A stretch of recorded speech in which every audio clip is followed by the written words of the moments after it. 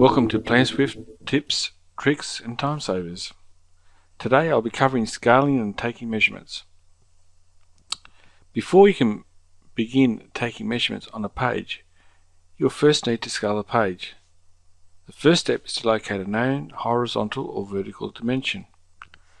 Obviously, the longer the dimension used, the more accurate the scale will be. I'll demonstrate using this dimension, 17.065 or 17,065 millimeters.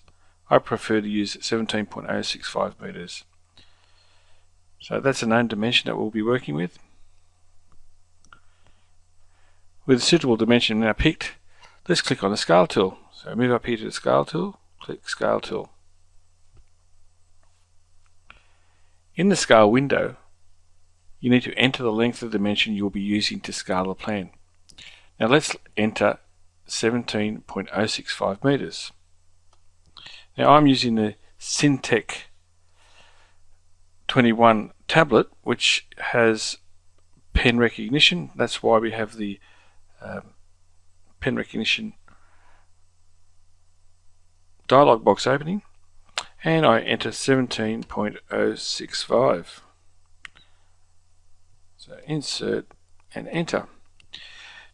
One of the other things I'm doing here is I'm using a CAD plan as opposed to a PDF or a scanned drawing, and the added advantage there is that on a CAD plan it actually snaps to the points. As you can see, that green box there indicating that it's snapped to the point. So click on that, zoom out, pan over, zoom back in, again click. That's given me the 2 points.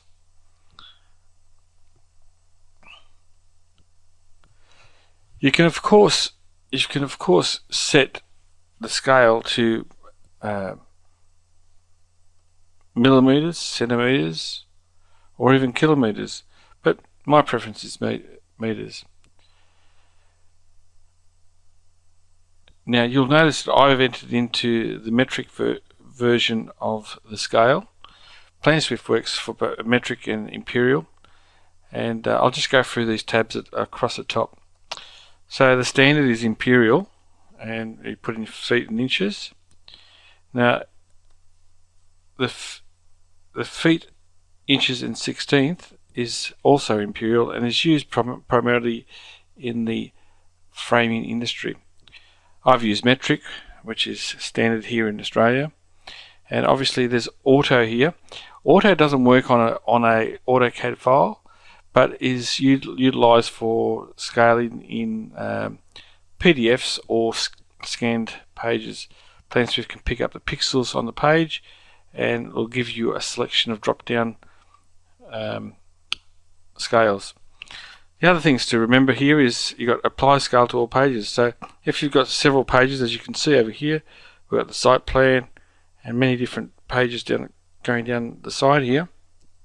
If we know that all the pages are the same scale, you put apply scale to all pages.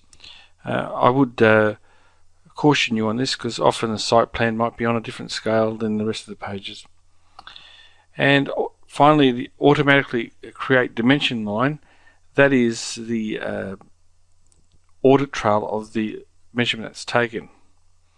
And don't forget, on every dialog box there's a show me how, which refers you to a video showing you how things are done.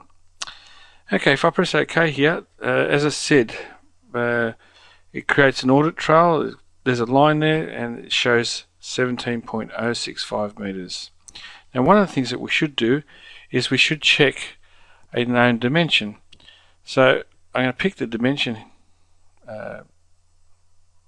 icon, and I'm going to click here and then click there, and it should be the same as the amount over there, and it is 3.597.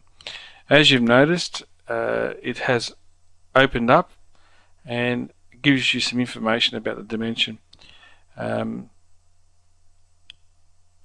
In cases where there's an angle, it'll give you vertical and horizontal and angle and pitch. We might just do that for an example. So if I pick this point, if I pick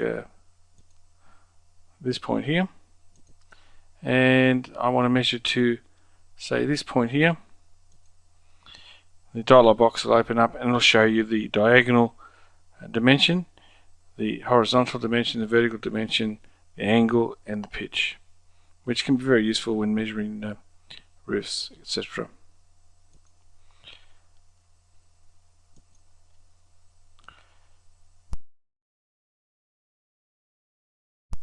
To delete a dimension line, you click on the line, right click and delete, or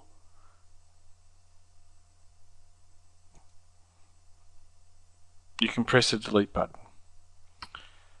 Well, thank you for your time, and you've just learned how to scale your plans in Planswift and accurately measure any distance on the page. Now you can also begin using Planswift powerful on-screen digitizer tools to create your takeoff. There will be further videos explaining this process. Thank you for your time.